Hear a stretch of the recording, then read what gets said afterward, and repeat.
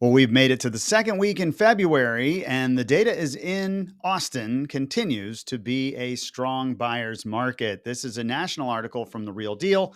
3 of 4 Texas homes sold below the asking price last year. That's not totally uncommon.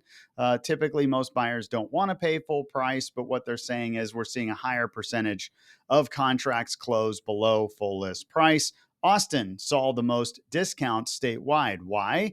Well, Austin, according to Redfin News, is now the slowest sales market in the country. Not necessarily seeing the biggest price declines, but seeing the longest time to get a contract. The typical Austin home went under contract in December. It took 106 days on the market compared with only 60 days nationwide. So it's taking almost twice as long for an Austin property to get under contract. A decade ago, Austin was flying off the shelf.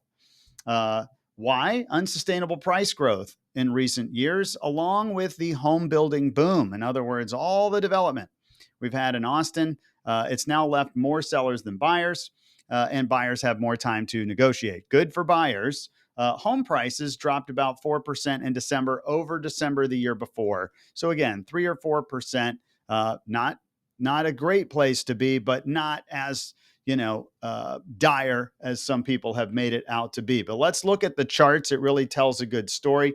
Typical Austin, Texas home takes 106 days to sell. The blue line is national, and you can see here we are 60 days. They're rising as well. So it is taking longer, but you can see after rates went up in 2022, actually most of the US, if you look at the blue, it kind of stayed hot until now. They're just now starting to see a rise. Whereas if you come to us, the second rates went up in 2022, boom, our days on market shot way above the national average. This chart really tells the story. This shows it to you in the dots. We're the top of this chart on the farthest right over here. Here we are at 106 days. The other markets that are slow, Fort Lauderdale, San Antonio, Miami, West Palm Beach. So you're talking Florida and Texas, Nashville, Jacksonville, Houston. So what you're seeing is a lot of those hot markets with high growth, more development, they're really slowing down. As we get down here, here's 40 days on the market, 30 days on the market. The fastest markets are Boston, San Jose, San Francisco, which is crazy when you think about how expensive they are, but they're not building a lot of new supply. They're land restricted. You still have high wealth there. And so those markets are turning faster. Let's look at what's happening in January. Okay, so we have a little bit of data in here. It's going to be hard to see it, but what happened in January? If I look at supply over here, you can't see it visually on the chart, but if I look at 2026, we had 10,500 active listings. January last year, we had 9,700. So we're about 800 more homes to start this year on the market than we had last year. So we know supply is up. If I go over to demand, we did have some additional pendings. I'm going to move myself out of the way. So if I go to January 2026, and I know it might be hard to see on this for you, but we had about 2,300 pending contracts in January this year. We only had 2,100 last year. So even though supply is up, we're also seeing demand just a little bit come up. We want to see that. This is our 10-year appreciation chart. And again, you can see from 2022 to now, we have seen the market decline. Austin's really seen about a 25% decline, peak to trough from peak COVID. I'm going to skip past this. Let's go down to success rate. These are a couple new charts. So success rate in January, it's again, might be hard to see. The average is 4 out of 5 contracts make it to the closing table. That's 80%. So the last 3 years, we've been at 72.9, 67.9, and now 72.1 in January. So what that tells us is, you have about a 3 in 4 chance that your contract's going to make it to the closing table, but buyers are pulling out more than the average. They're any little thing that bothers them, they know there's more inventory out there. So they're going to go out and continue their hunt. So in terms of new inventory, again, new listings were down just a skosh off last year. So maybe not quite as many sellers taking the shot early in the year, a little bit more buyer activity. So it's super minor, but maybe we're starting to find that spot where Austin starts to stabilize. That's what we're looking for. Here's another chart. Active versus sold listings. This is in real time. Now we got some February numbers. We're sitting, again, this is single family homes. We're starting the year at 10,800 in February.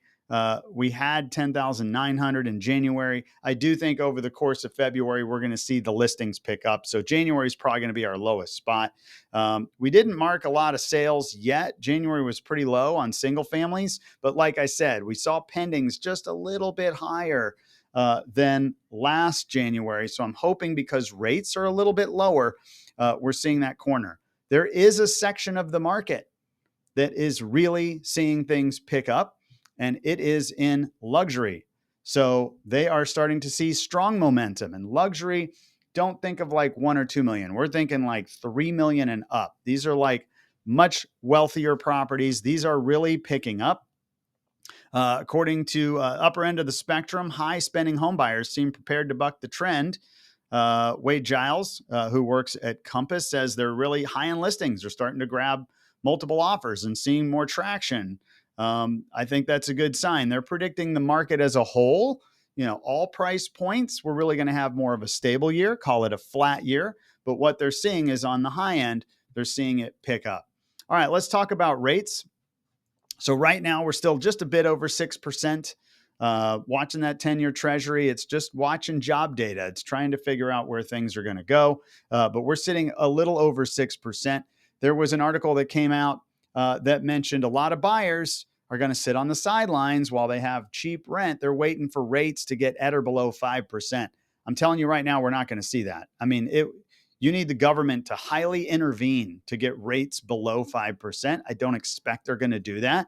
If you just allow the free market to keep trading the way it is, we might see high fives, and that would be fine. But just know it's going to go up and down.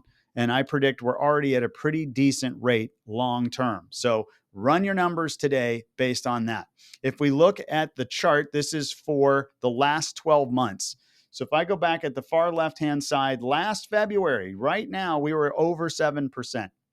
So buyers that were starting the year last year were running numbers at 7%. And you can see we kind of stayed there until we got to May. And then it just gradually kept coming down. We got to the mid sixes by August, got to the low sixes by November, and we've kind of just been hanging out there. We're sitting around 6.15 right now. So, I think if you look at the trend of rates, yes, they're coming down, but they're not coming down aggressive. I think they're just starting to mellow into where I think we're going to be 5.75 to 6.5. I think we're going to kind of just juggle in there. Well, if you are a seller right now, we got a beauty contest.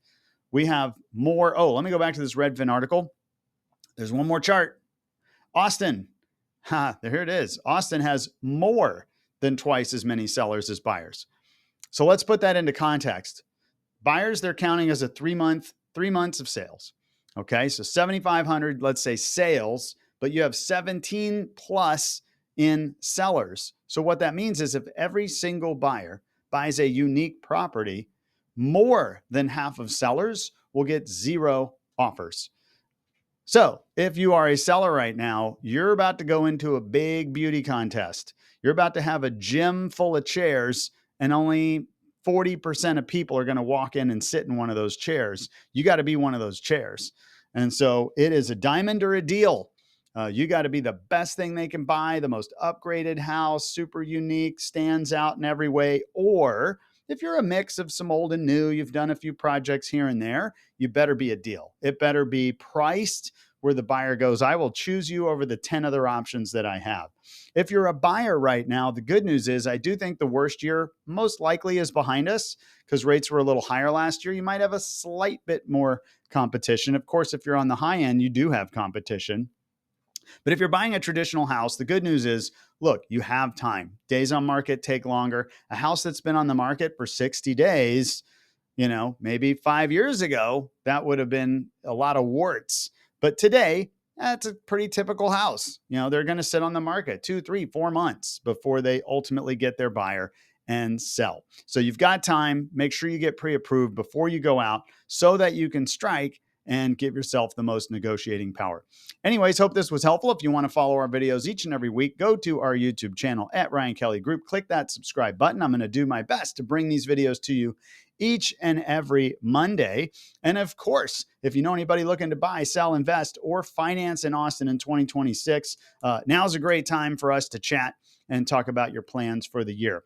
Anyways, we're going to have another warm one mid-February. We're going to be hitting 80 to something degrees today. So it's going to be quite nice. And hope you guys have a great week, and talk to you next Monday. Thanks.